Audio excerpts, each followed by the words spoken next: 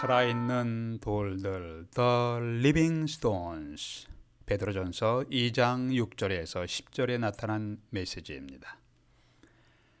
과거에 영국에서 한 테러범이 잡혔다고 합니다. 그런데 이 사람은 훨씬 이전에 청년이었을 때 어떤 살인사건에 연관된 적이 있었습니다. 이 사람은 매우 장래가 촉망되는 청년이었기에 영국의 매우 유능한 변호사가 이 사람의 변호를 맡아서 그의 놀라운 변호를 통해서 이 사람이 정죄되는 것을 면하게 해주었습니다.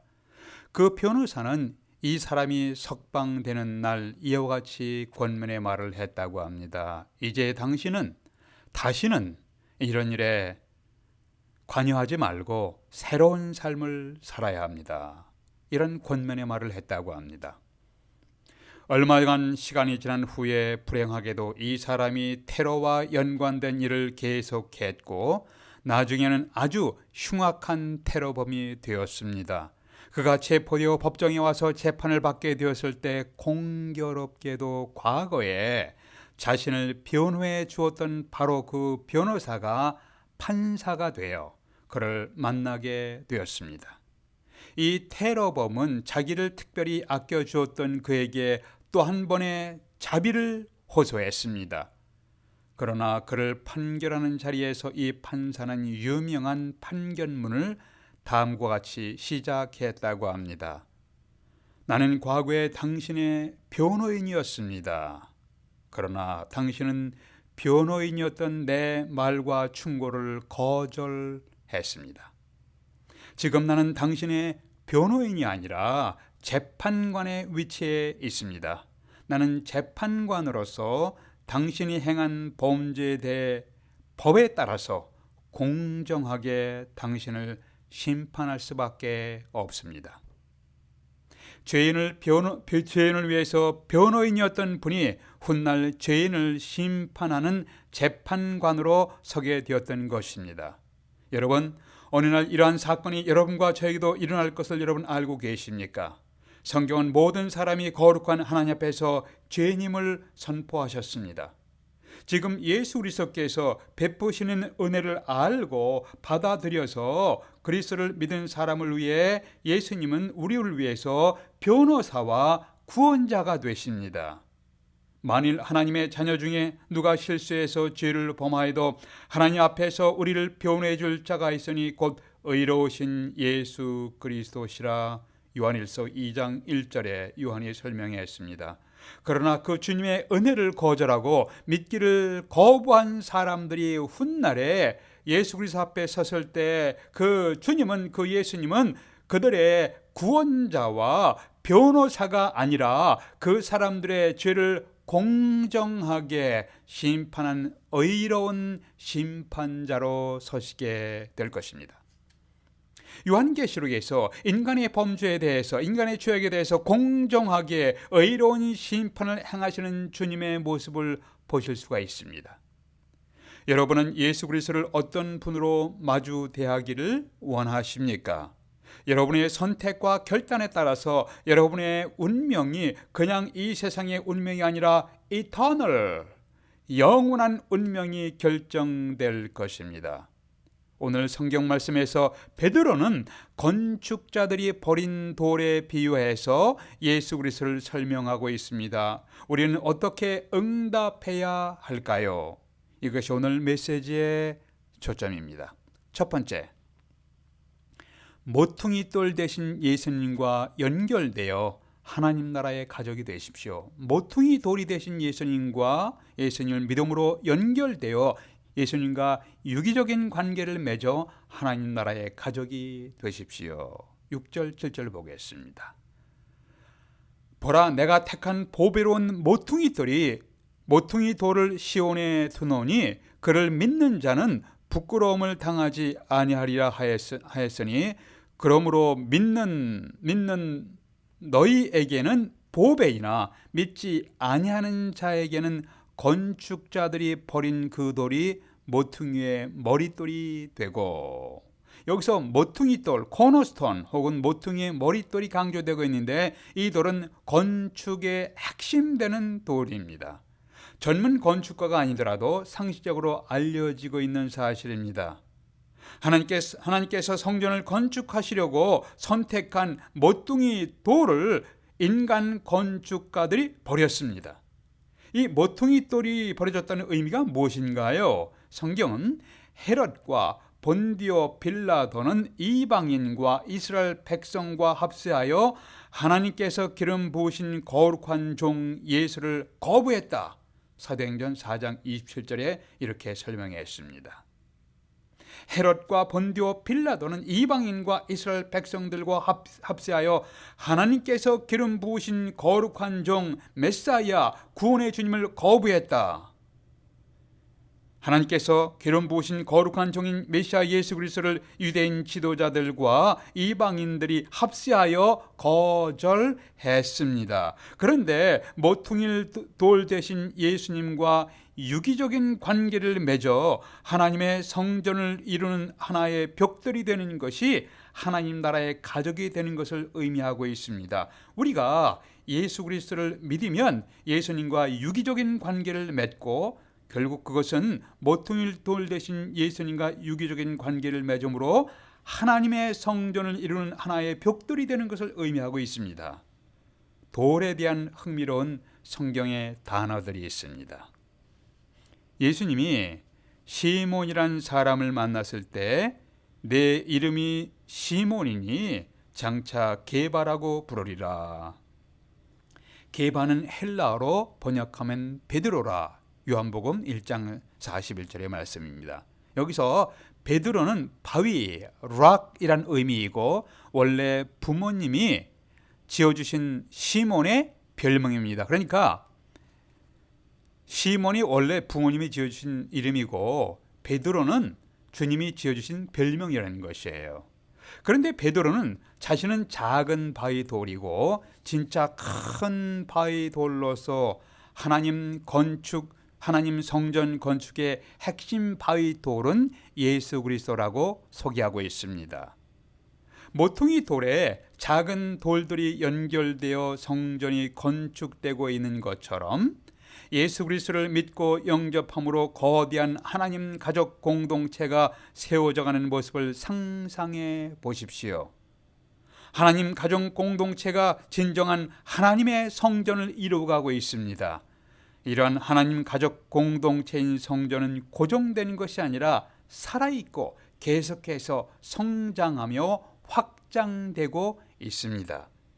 예수 그리스도는 하늘의 아버지 하나님께서 세우신 그 살아있는 돌, The Living Stone이고 예수 그리스도를 믿고 하나님의 자녀가 된 사람들은 살아있는 돌들, The Living Stones 라고 성경이 묘사하고 있는 것이에요.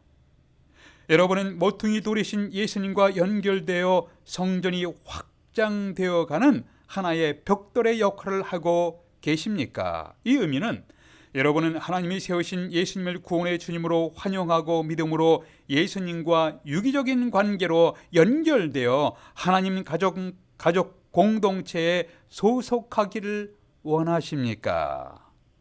이에 대한 여러분의 응답은 무엇인가요? 첫 번째, 우리는 모퉁이 돌이신 예수님과 연결되어 유기적인 관계를 맺어서 하나님 나라의 가족이 되십시오. 두 번째는 부딪히는 돌이 날아오기 전에 예수님 앞에 돌아오십시오. 부딪히는 돌, 날아오기 전에 주님 앞에 돌아오십시오. 7절과 8절을 보겠습니다.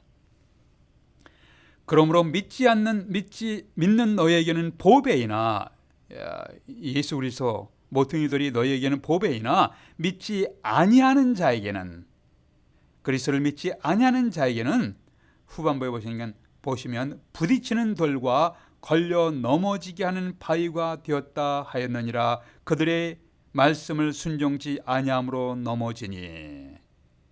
하나님 나라 성전 건축에서 가장 중심되는 모퉁이 돌이신 예수님을 거절할 경우에 어떻게 되는가? 예수님을 거절하는 자들에게는 부딪히는 돌이 되신다고 하신 의미가 무엇인가요? 구약 성경에서 다니엘이 느부갓네살 왕이 꾼 꿈을 해석합니다. 해석한 다음에 이렇게 말씀합니다. 왕이여, 다니엘이 이제 느부갓네살 왕에게 하는 말이에요. 왕이여, 왕이 한 큰 신상을 보셨나이다. 꿈에 보셨나이다. 그 우상의 머리는 순금이요, 가슴과 두 발은 은이요, 배와 넓적다리는 노시요, 그 종아리는 쇠요, 발은 얼마는 쇠요, 얼마는 진흙이었나이다. 그 다음에 손대지 아니한 돌이 산에서 내려와 쇠와 놋과 진흙과 은과 금을 부서뜨린 것을 왕께서 보신 것은 크신 하나님이 장래일을 왕께 있게 하신 것이라. 다니엘서 31절에서 2장 31절에서 45절에 나온 말씀입니다.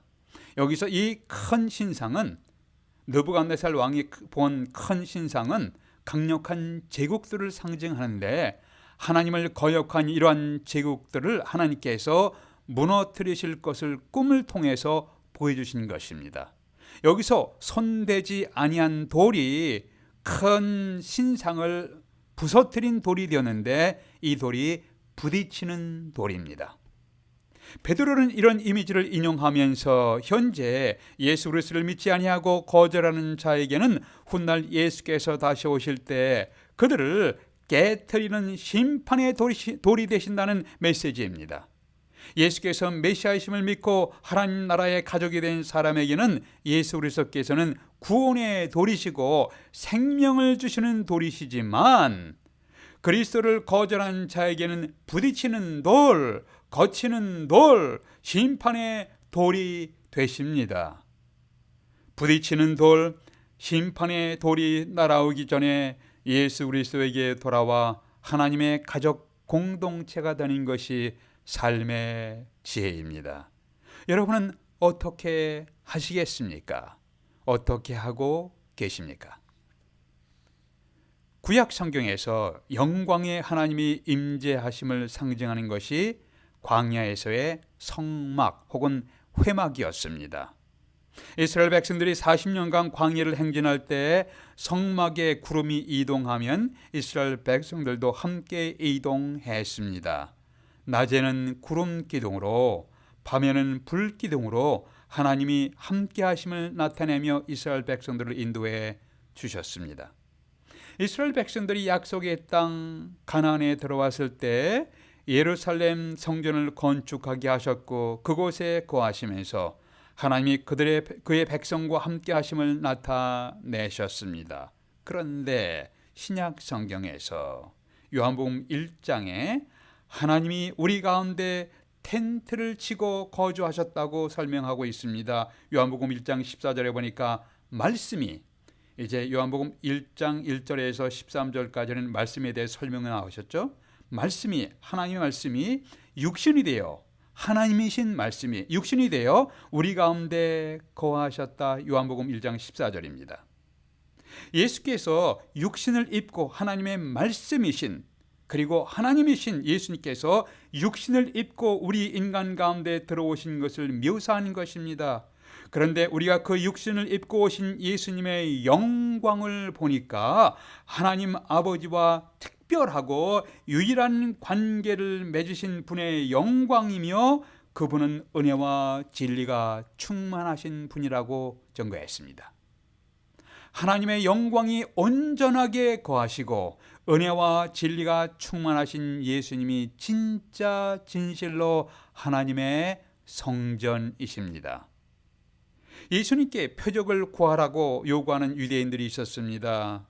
이때 그 주님은 유대인들에게 이런 말씀하셨습니다. 너희가 이 성전을 헐라, 내가 사흘 동안에 일으키리라 라고 하니까 그 유대인들이 뭐라고 했냐면은, 이 성전은 46년 동안의 지역권을 네가 3일 동안에 일으키겠느냐 라고 했습니다.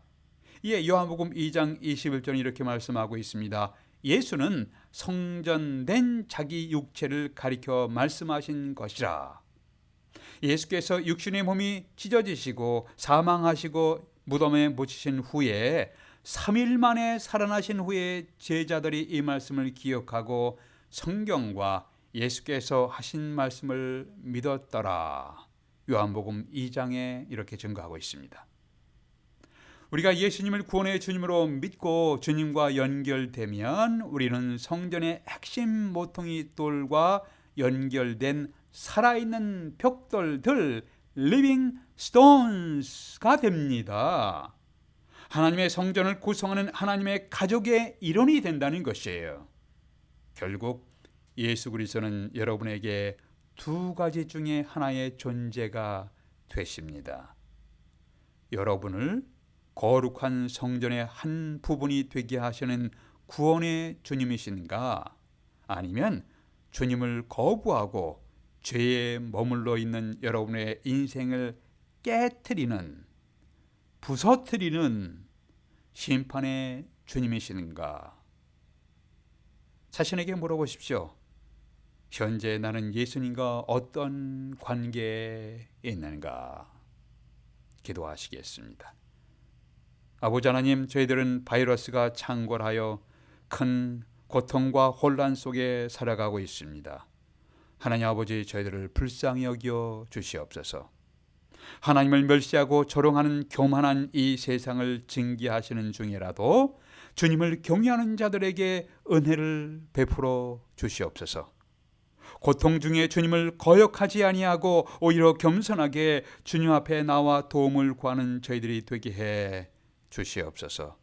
저희들이 회개할 것이 무엇인지를 살피게 하시며 자신을 성찰할 수 있도록 인도해 주시옵소서. 살아있는 소망을 주시는 예수 그리스도를 바라봅니다. 우리의 구원자 예수 그리스도 이름으로 기도하옵나이다. 아멘.